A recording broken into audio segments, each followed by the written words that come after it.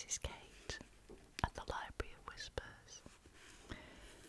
Today I'm going to do a reading of this vintage book,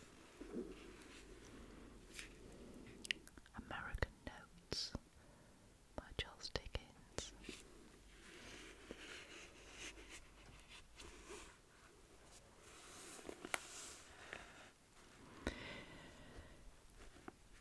Just a little background for you.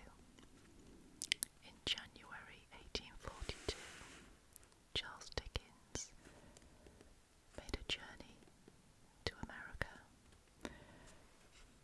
American Notes, published afterwards, is a kind of travelogue about his journey there and what he experienced when he was in America. So I'm going to start off with chapter 1, Going Away, which is about his journey there. So let's begin.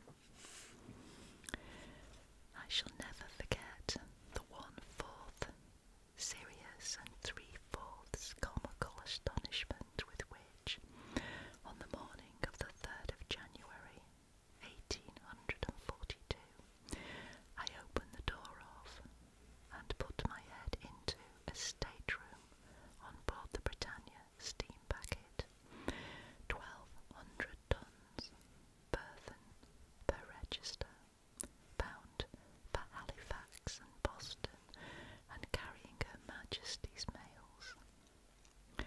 That this stateroom had been specially engaged for Charles Dickens, Esquire, and Lady, was rendered sufficiently clear even to my seared intellect by a very small manuscript announcing the fact, which was pinned on a very flat quilt, covering a very thin mattress, spread like a surgical plaster on a most inaccessible shelf.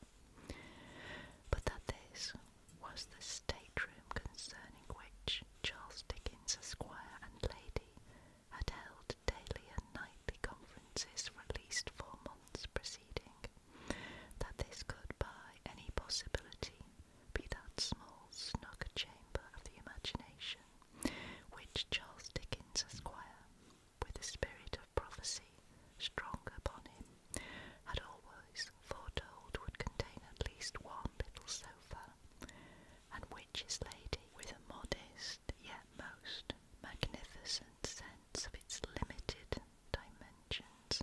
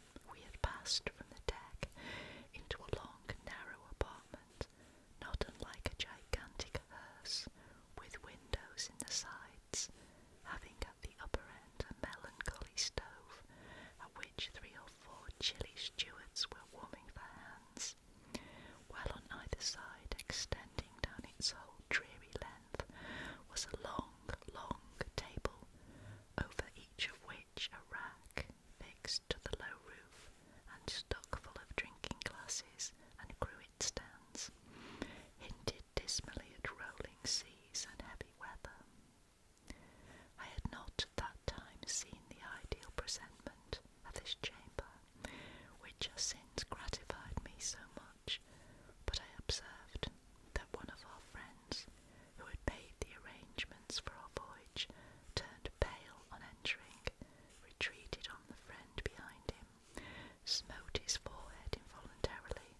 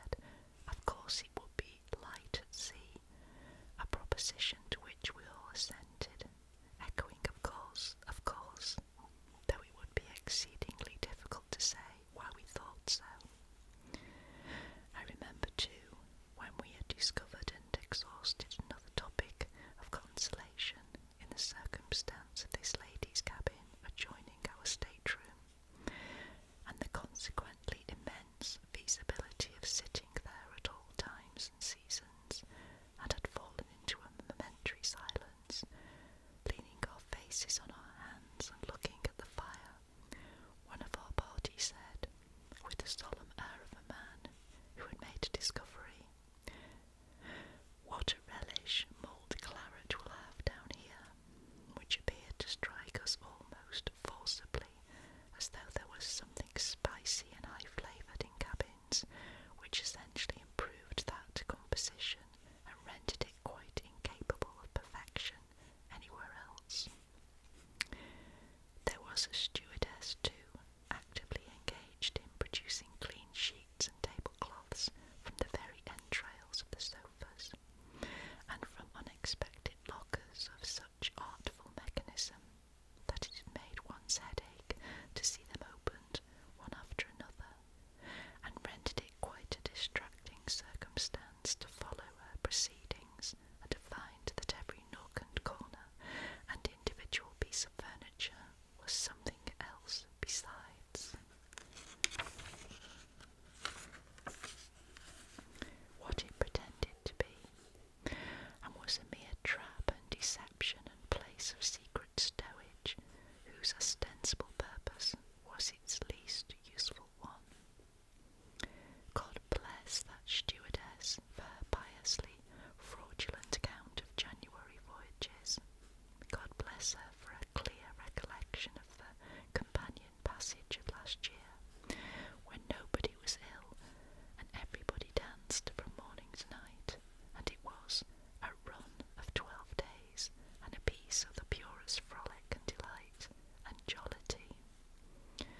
All happiness be with her for her bright face and her pleasant Scotch tongue, which had sounds of old home in it for my fellow traveller, and for her predictions of fair winds and fine weather, all wrong, or I shouldn't be half so fond of her, and for the 10,000 small fragments of genuine womanly tact, by which, without piecing them elaborately together and patching them up into shape and form and ease and pointed application, she nevertheless did plainly show that all young mothers on one side of the Atlantic were near and close at hand to their little children left upon the other, and that what seemed to the uninitiated a serious journey was to those who were in the secret a mere frolic to be sung about and whistled at. Light be her heart, and gay her merry eyes, for years. The stateroom had grown pretty fast, but by this time it had expanded into something quite bulky, and almost boasted a bay window to view the sea from. So we went upon deck again in high spirits, and there everything was in such a state of bustle and active preparations that the blood quickened its pace and whirled through one's veins on that clear frosty morning with involuntary mirthfulness. For every gallant ship was riding slowly up and down, and every little boat was splashing noisily in the water, and knots of people stood upon the wharf, gazing with a kind of dread delight on the far-famed vast American steamer, and one party of men were taking it the milk, or in other words, getting the cow on board, and another were filling the ice houses to the very throatful with fresh provisions, with butcher's meat and cotton stuff, pale-sucking pigs, calves' heads in scores, beef, veal and pork, and poultry out of all proportion, and others were cutting ropes and busy with oakum yarns, and others were lowering heavy packages into the hold, and the purser's head was barely visible as it loomed in a state of exquisite perplexity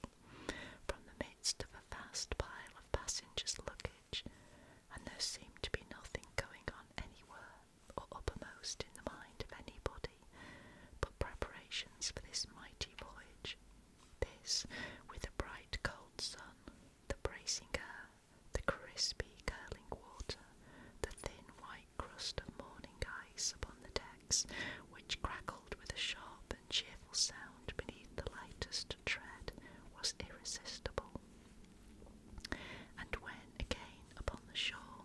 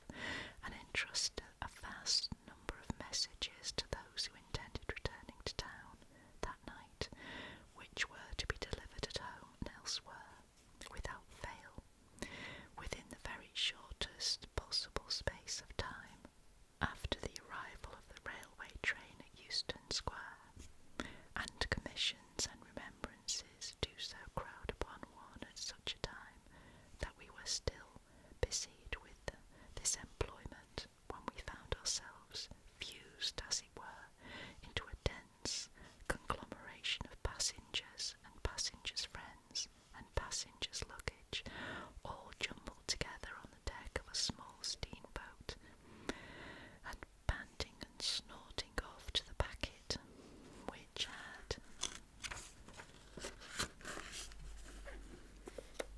worked out of dock yesterday afternoon and was now lying at her moorings in the river. And there she is, all eyes are turned to where she lies, dimly discernible through the gathering fog of the early winter afternoon. Every finger is pointed in the same direction, and murmurs of interest and admiration as, "How beautiful she looks, how trim she is," are heard on every side. Even the lazy gentleman with his hat on one side and his hands in his pockets, who has dispensed so much consolation by inquiring with a yawn of another gentleman whether he is going across, as if it were a ferry, even he condescends to look that way and nod his head, as who should say, "No mistake about that," and not even the sage Lord Burleigh in his nod included half so much as this lazy gentleman of might, who has made the passage, as everybody on board has found out already, it's impossible to say how, 13 times without a single accident.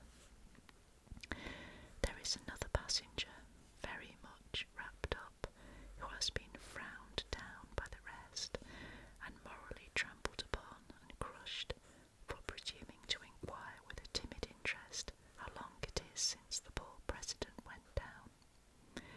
He is standing close to the lazy gentleman, and says with a faint smile that he believes she is a very strong ship, to which the lazy gentleman, looking first in his questioner's eyes and then very hard in the wind's, answers unexpectedly and ominously that she need be. Upon this the lazy gentleman instantly falls very low in the popular estimation, and the passengers with looks of defiance whisper to each other that he is an ass and an impostor, and clearly don't know anything at all about it. But we are made fast alongside the packet, whose huge red funnel is smoking bravely, giving rich promise of serious intentions. Packing cases, portmanteaus, carpet bags and boxes are already passed from hand to hand and hauled on board with breathless rapidity. The officers, smartly dressed, are at the gangway, handing the passengers up the side and hurrying the men.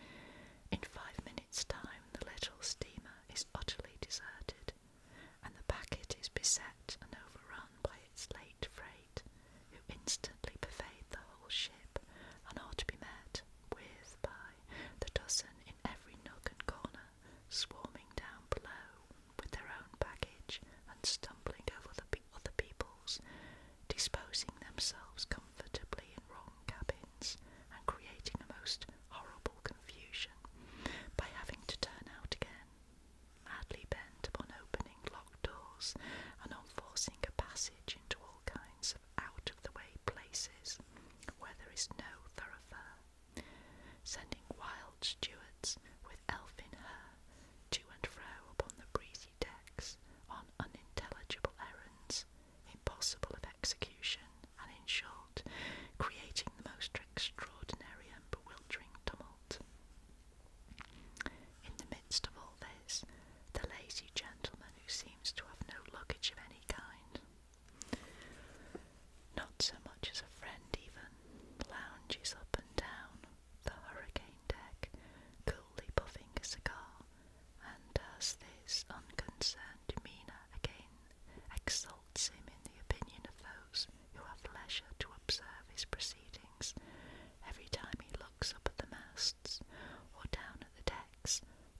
side. They look there too, as wondering whether he sees anything wrong anywhere, and hoping that, in case he should, he will have the goodness to mention it. What have we here? The captain's boat, and yonder the captain himself. Now, by all our hopes and wishes, the very man he ought to be, a well-made, tight-built, dapper little fellow with a ruddy face, which is a letter of invitation to shake him by both hands at once, and with a clear, blue, honest eye, that it does one good to see one's sparkling image in. Ring the bell, ding, ding, ding, the very bell is in a hurry. Now for the shore. Who's for the shore? These gentlemen, I'm sorry to say, they are away and never said goodbye. Ah, now they wave it from the little boat. Goodbye, goodbye. 3 cheers for them, 3 more for us, 3 more from them then, and they are gone. To and fro, to and fro, to and fro again 100 times. This waiting for the latest mailbags is worse than all. If we could have gone off in the midst of that last burst, we should have started triumphantly. But to lie here 2 hours and more in the damp fog, neither staying at home nor going abroad, is letting one gradually down into the very depths of dullness and low spirits. A speck in the mist at last, that's something. It is the boat we wait for, that's more to the purpose. The captain appears on the paddle box with his speaking trumpet. The officers take their stations. All hands are on the alert. The flagging hopes of the passengers revive. The cooks pause in their savoury work and look out with faces full of interest. The boat comes alongside. The bags are dragged in anyhow and flung down for the moment anywhere. 3 cheers more, and as the first one rings upon our ears, the vessel throbs like a strong giant that has just received the breath of life. The 2 great wheels turn fiercely round for the first time, and the noble ship, with wind and tide astern, breaks proudly through the lashed and foaming water.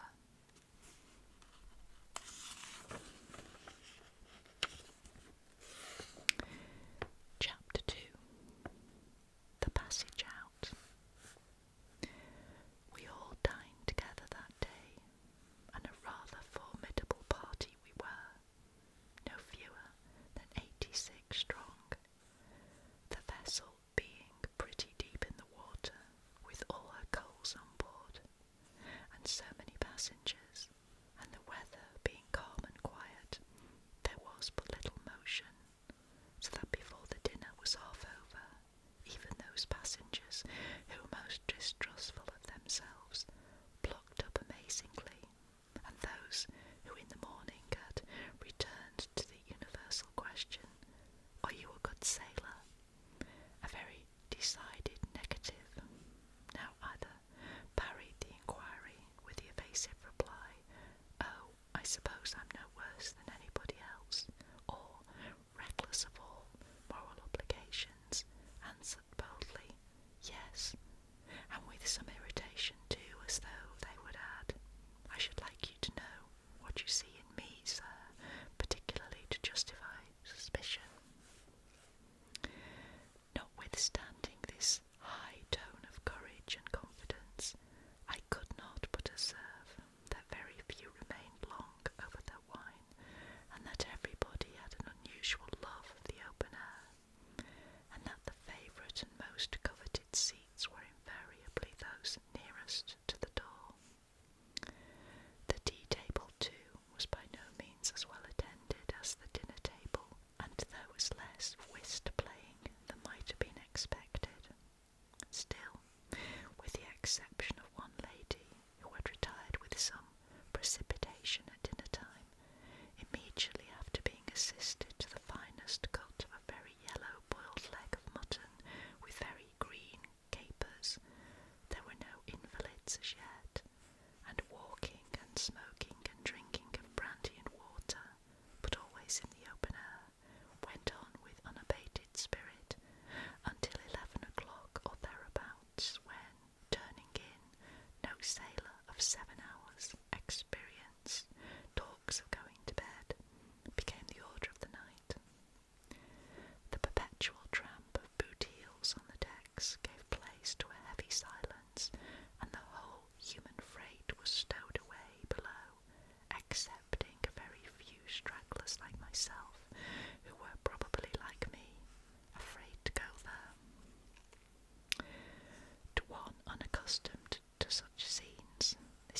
striking time on shipboard.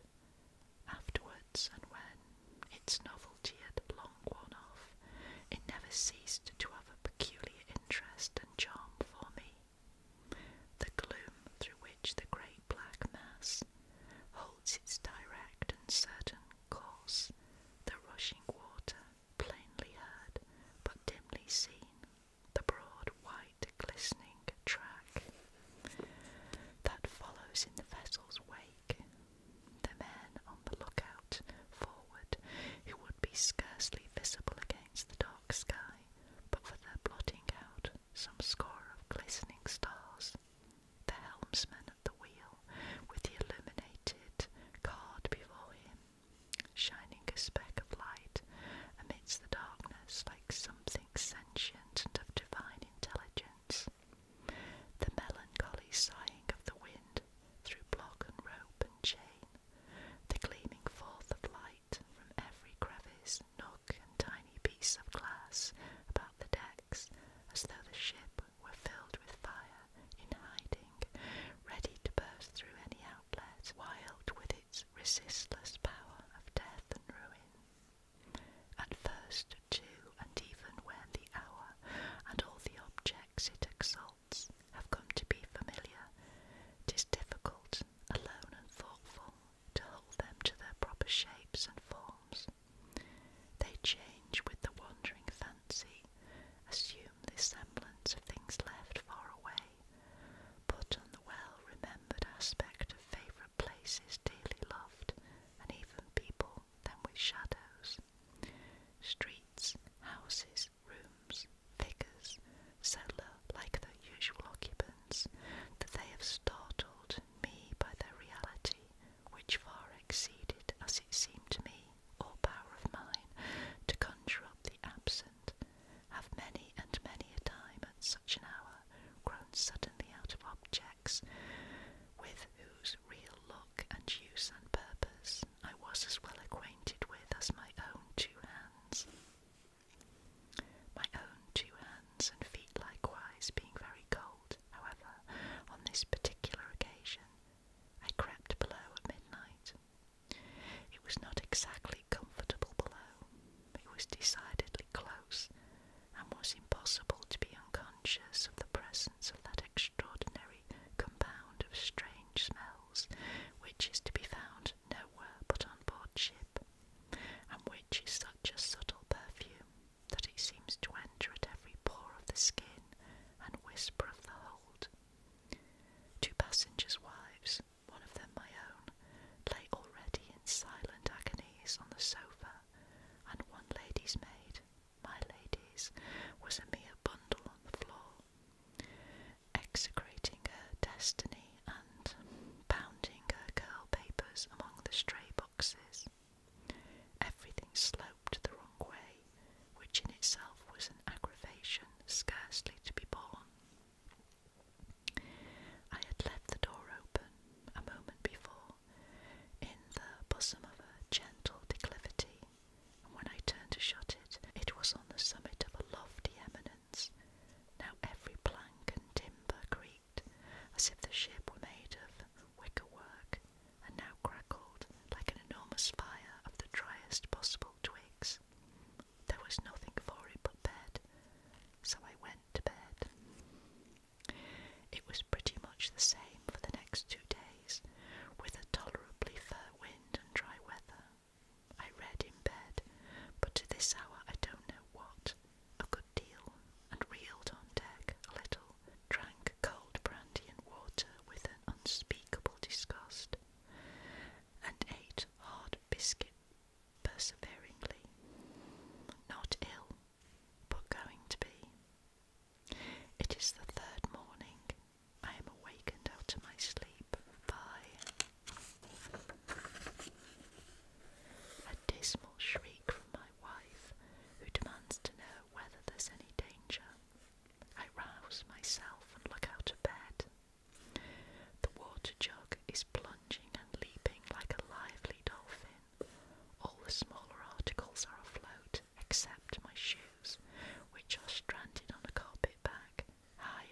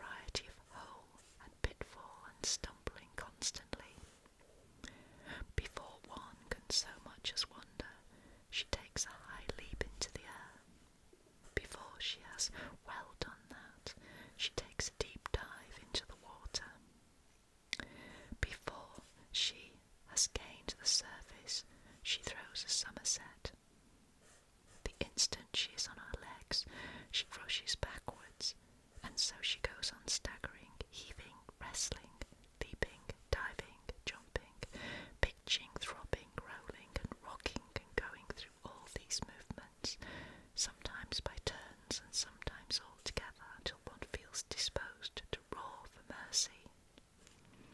A steward passes. Steward. Sir, what is the matter? What do you call this? Rather a heavy sea on, sir, and a headwind. A headwind. Imagine a human face upon the vessel's brow, with 15,000 Samsons in one, bent upon driving her back, and hitting her exactly between the eyes whenever she attempts to advance an inch. Imagine the ship herself, with every pulse and artery of her huge body swollen and bursting under this maltreatment, sworn to go on or die. Imagine the wind howling, the sea roaring, the rain beating, all in furious array against her. Picture the sky both dark and wild, and the clouds in fearful sympathy with the waves, making another ocean in the air. Add to all this the clattering on deck and down below, the tread of hurried feet, the loud hoarse shouts of seamen, the gurgling in and out of water through the scuppers, with every now and then the striking of a heavy sea upon the planks above, with a deep, dead, heavy sound of thunder heard within a vault, and there is the headwind of that January morning. I say nothing of what may be called the domestic noises of the ship, such as the breaking of glass and crockery, the tumbling down of stewards, the gambols overhead of loose casks and truant dozens of bottled porter, and the very remarkable and far from exhilarating sounds raised in their various staterooms by the 70 passengers who are too ill to get up to breakfast. I say nothing of them, for although I lay listening to this concert for 3 or 4 days, I don't think I heard it for more than a quarter of a minute, at the expiration of which term I lay down again, excessively seasick. Not seasick, be it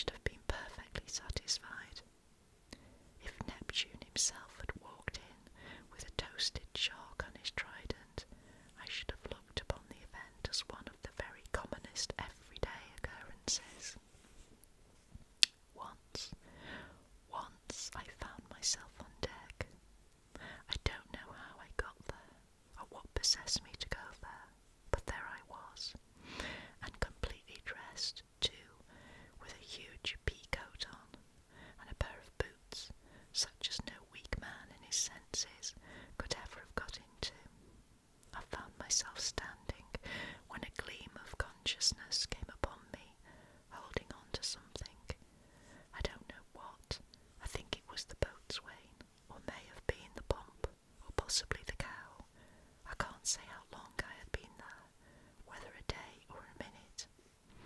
I recollect trying to think about something, about anything in the whole wide world. I was not particular, without the smallest effect. I could not even make out which was the sea and which the sky, for the horizon seemed drunk and was flying wildly about in all directions.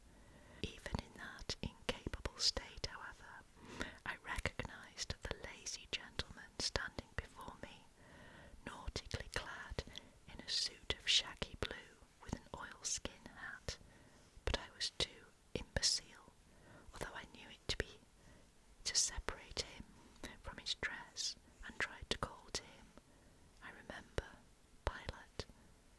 After another interval of total unconsciousness, I found he had gone.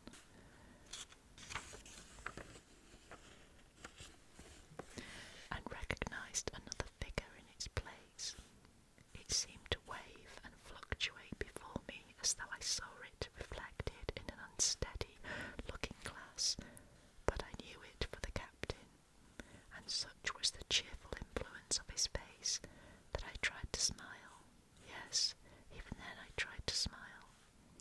I saw by his gestures that he addressed me, but it was a long time before I could make out that he remonstrated against my standing up to my knees in water, as I was, of course. I don't know why. I tried to thank him, but couldn't. I could only point to my boots, or wherever I supposed my boots to be, and say in a plaintive voice, "Cork soles," at the same time endeavouring, I am told, to sit down in the pool. Finding that I was quite insensible, and for the time a maniac, he humanely conducted me below.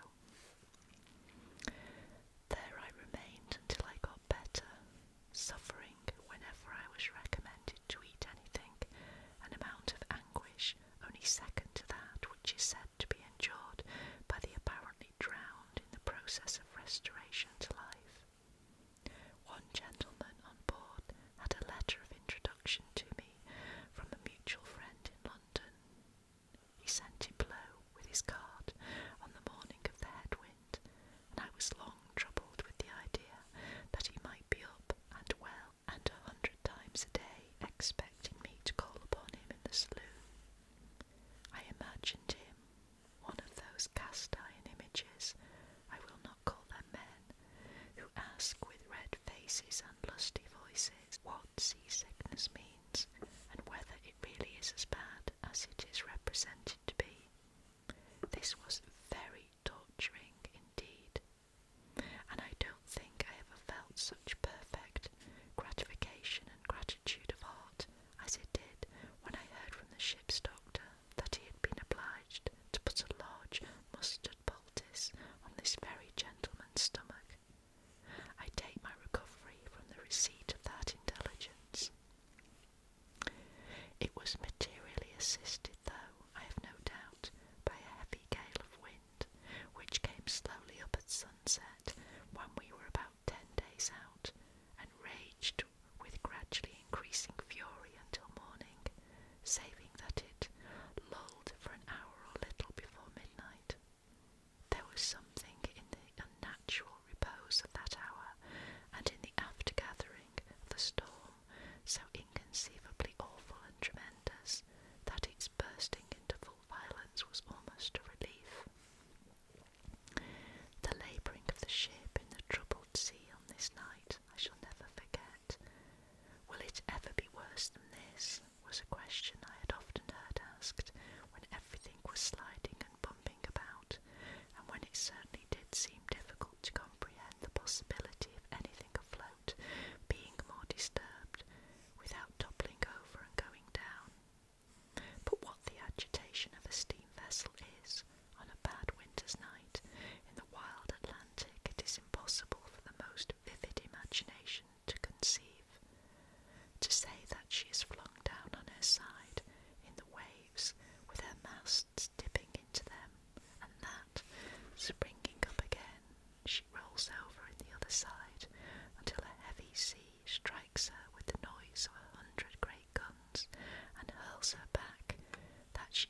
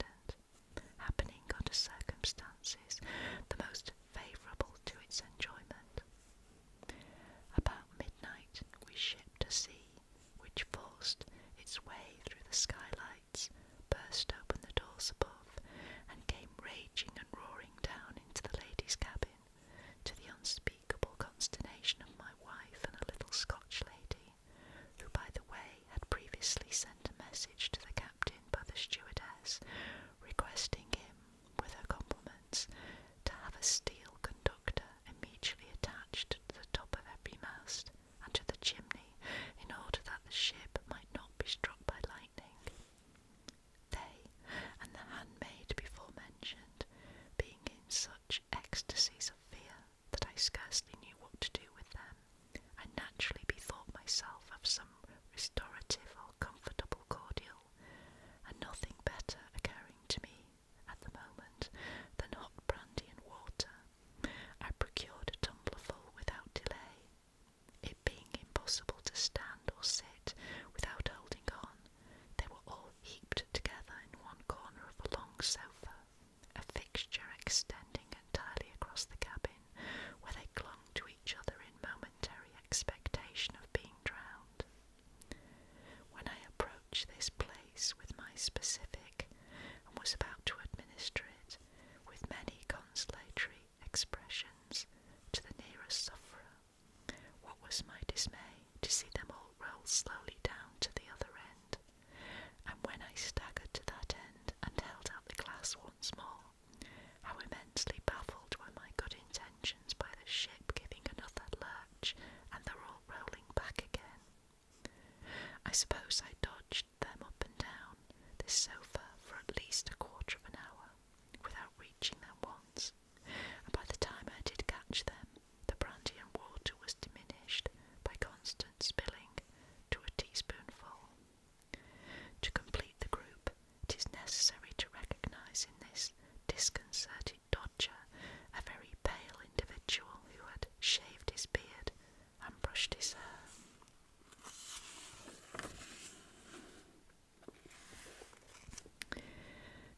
Last at Liverpool, and whose only article of dress, linen not included, were a pair of dreadnought trousers, a blue jacket, formerly admired upon the Thames at Richmond, no stockings, and one slipper. Of the outrageous antics performed by that ship next morning, which made bed a practical joke, and getting up by any process short of failing out an impossibility, I say nothing, but anything like the utter dreariness and desolation that met my eyes when I literally tumbled up on deck at noon. I never saw. Ocean and sky were all of one dull, heavy, uniform lead colour. There was no extent of prospect even over the dreary waste that lay around us, for the sea ran high, and the horizon encompassed us like a large black hoop. Viewed from the air or some tall bluff on shore, it would have been imposing and stupendous, no doubt, but seen from the wet and rolling decks, it only impressed one giddily and painfully. In the gale of last night, the lifeboat had been crushed by one blow of the sea like a walnut shell, and there it hung dangling in the air, a mere faggot of crazy boards. The planking of the paddle boxes had been torn sheer away, the wheels were exposed and bare, and they whirled and dashed their spray about the decks at random. Chimney, white with crusted salt, topmasts struck, storm sails set, rigging all knotted, tangled, wet and drooping, a gloomier picture it would be hard to look upon. I was now comfortably established by courtesy in the ladies' cabin, where besides ourselves there were only 4 other passengers. First, the little Scotch lady before mentioned, on her way to join her husband at New York, who had settled there 3 years before. Secondly and thirdly, an honest young Yorkshire man, connected with some American house, domiciled in that same city, and carrying thither his beautiful young wife, to whom he had been married but a fortnight, and who was the fairest specimen of a comely English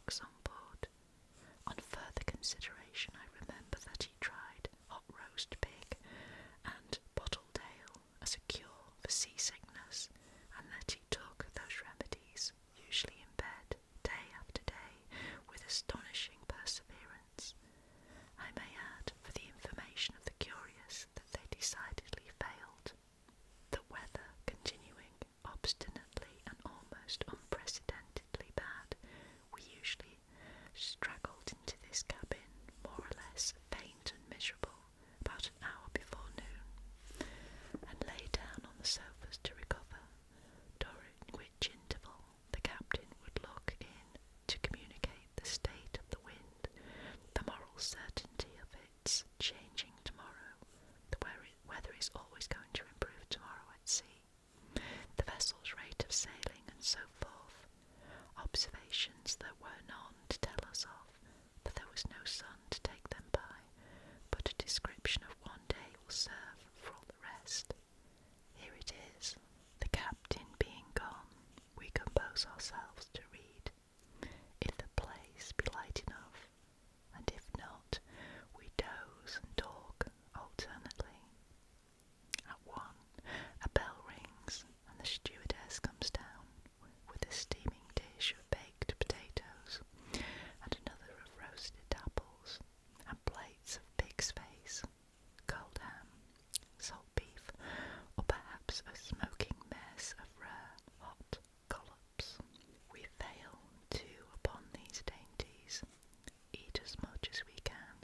We have great appetites now, and are as long as possible about it. If the fire will burn, it will sometimes. We are pretty cheerful. If it won't, we all remark to each other that it's very cold, rub our hands, cover ourselves with coats and cloaks, and lie down again to doze, talk and read, provided as aforesaid, until dinner time. At 5 another bell rings, and the stewardess reappears with another dish of potatoes, boiled this time, and store of hot meat of various kinds, not forgetting the roast pig, to be taken medicinally. We sit down at table again, rather more cheerfully than before, prolong the meal with a rather mouldy dessert of apples, grapes and oranges, and drink our wine and brandy and water. The bottles and glasses are still upon the table, and the oranges and so forth are rolling about according to their fancy and the ship's way, when the doctor comes down, by special nightly invitation, to join our evening rubber, immediately on whose arrival we make a party of whist, and as it is a rough night, and the cards will not lie on the cloth, we put the tricks in our pockets as we take them. At whist we remain with exemplary gravity, deducting a short time for tea and toast, until 11 o'clock or thereabouts, when the captain comes down again in a sou'wester hat tied under his chin, and a pilot coat, making the ground wet where he stands. By this time the card playing is over, and the bottles and glasses are again upon the table, and after an hour's pleasant conversation about the ship, the passengers, and things in general, the captain, who never goes to bed, and is never out of humour, turns up his coat collar for the deck again, shakes hands all round, and goes laughing out into the weather as merrily as to a birthday party. As to daily news, there is no dearth of that commodity. This passenger is reported to have lost £14 at Van Etten in the Saloon yesterday, and that passenger drinks his bottle of champagne every day, and how he does it, being only a clerk, nobody knows. The head engineer has distinctly said that there never was such times, meaning weather, and 4 good hands are ill, and have given in, dead beat. Several berths are full of water, and all the cabins are leaking.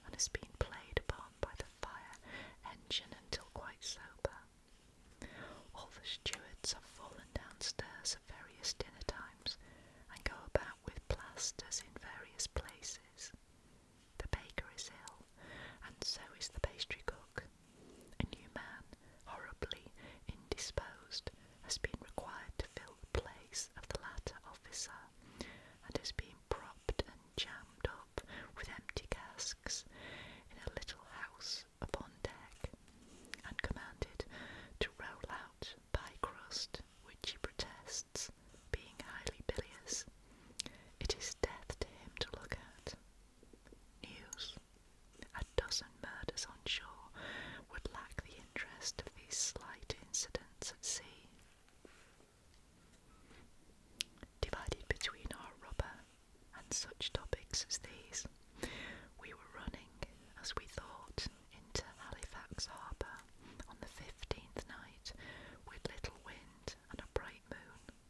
Indeed, we had made the light at its outer entrance, and put the pilot in charge, when suddenly the ship struck upon a bank of mud. An immediate rush on deck took place, of course. The sides were crowded in an instant, and for a few minutes we were in as lively a state of confusion as the greatest lover of disorder would desire to see. The passengers, and guns, and water casks, and other heavy matters, being all huddled together aft, however, to lighten her in the head, she was soon got off, and after some driving on towards an uncomfortable line of objects, whose vicinity had been announced very early in the disaster by a loud cry of "breakers ahead," and much backing of paddles and heaving of the lead into a constantly decreasing depth of water, we dropped anchor in a strange, outlandish-looking nook, which nobody on board could recognise, although there was land all about us, and so close that we could plainly see the waving branches of the trees. It was strange enough, in the silence of midnight, and the dead stillness that seemed to be created by the sudden and unexpected stoppage of the engine, which had been clanking and blasting in our ears incessantly for so many days, to watch the look of blank astonishment expressed in every face, beginning with the officers, tracing it through all the passengers, and descending to the very stokers and furnace men, who emerged from below, one by one, and clustered together in a smoky group about the hatchway of the engine room, comparing notes in whispers. After throwing up a few rockets and firing signal guns in the hope of being hailed from the land, or at least of seeing a light, but without any other sight or sound presenting itself, it was determined to send a boat on shore. It was amusing to observe how very kind some of the passengers were, in volunteering to go ashore in this same boat, for the general good, of course, not by any means because they thought the ship in an unsafe position, or contemplated the possibility of her heeling over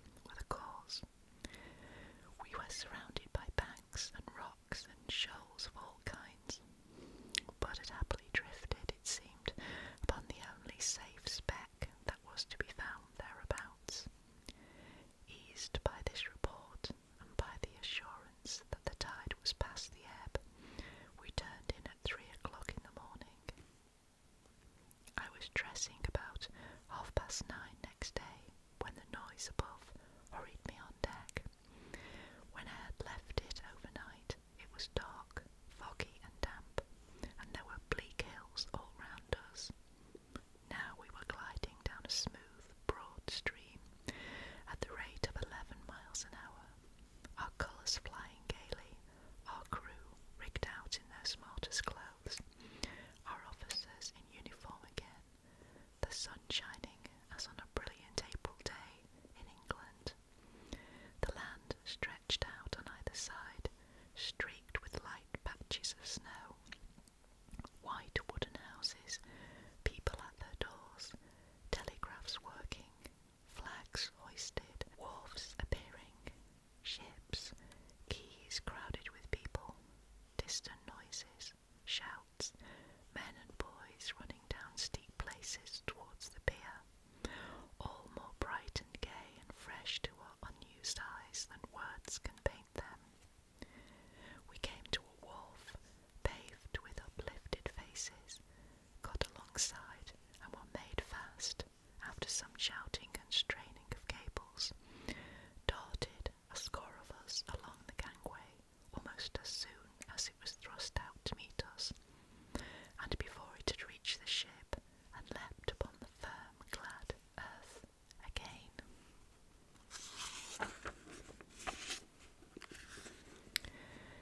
I suppose this Halifax would have appeared an Elysium, though it had been a curiosity of ugly dullness. But I carried away with me a most pleasant impression of the town and its inhabitants, and have preserved it to this hour. Nor was it without regret that I came home without having found an opportunity of returning thither, and once more shaking hands with the friends I made that day. It happened to be the opening of the Legislative Council and General Assembly, at which ceremonial the forms observed on the commencement of a new session of Parliament in England were so closely copied, and so gravely presented on a small scale, that it was like looking at Westminster through the wrong end of a telescope. The Governor, as Her Majesty's representative, delivered what may be called the speech from the throne. He said what he had to say manfully and well. The military band outside the building struck up God Save the Queen with great vigour before His Excellency had quite finished. The people shouted, the Ins rubbed their hands, the Outs shook their heads, the government party said there never was such a good speech, the opposition declared there never was such a bad one. The Speaker and members of the House of Assembly withdrew from the bar to say a great deal among themselves and do a little, and in short, everything went on and promised to go on, just as it does at home, upon the like occasions.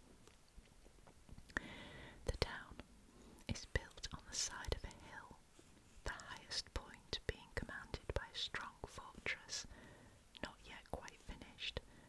Several streets of good breadth and appearance extend from its summit to the waterside, and are intersected by cross streets running parallel with the river. The houses are chiefly of wood, the market is abundantly supplied, and provisions are exceedingly cheap. The weather being unusually mild at that time for the season of the year, there was no sleighing. But there were plenty of those vehicles in yards and by places, and some of them, for the gorgeous quality of their decorations, might have gone on without alteration as triumphal cars in a melodrama at Astley's. The day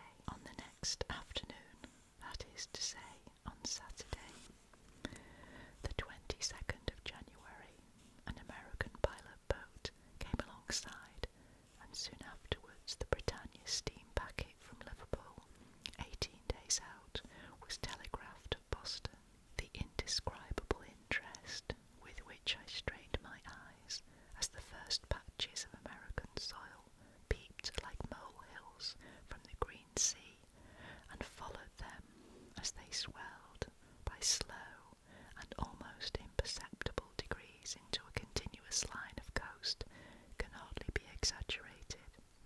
A sharp, keen wind blew dead against us. A hard frost prevailed on shore, and the cold was most severe. Yet the air was so intensely clear and dry and bright that the temperature was not only endurable but delicious. How I remained on deck, staring about me until we came alongside the dock, and how, though I had had as many eyes as Argus, I should have had them all wide open and all employed on new objects, or topics which I will not prolong this chapter to discuss. Neither will I more than hint of my foreigner-like mistake in supposing that a party of most active persons who scrambled on board at the peril of their lives as we approached the wharf were newsmen, answering